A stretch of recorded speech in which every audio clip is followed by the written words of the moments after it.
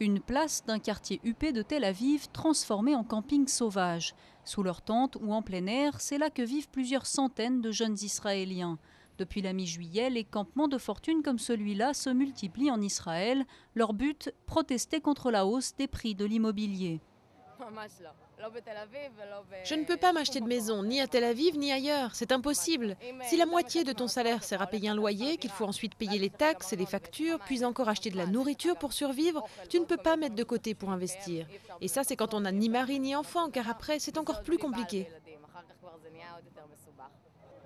En un an, le prix moyen du logement a bondi de 32% à Tel Aviv et de 17% à Jérusalem.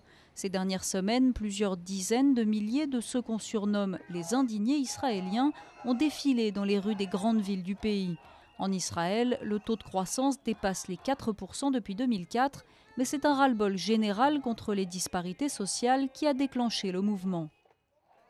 La classe moyenne israélienne est en train d'exploser. Ça a mis du temps, mais l'explosion a fini par arriver. Les gens qui manifestent sont originaires de toutes les couches sociales, de toutes les tendances politiques. Je n'avais jamais vu un tel mélange.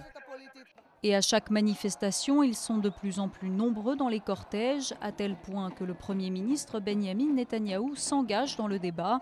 Mardi, il a annoncé une réforme de la loi sur l'immobilier et la construction de 50 000 nouveaux logements.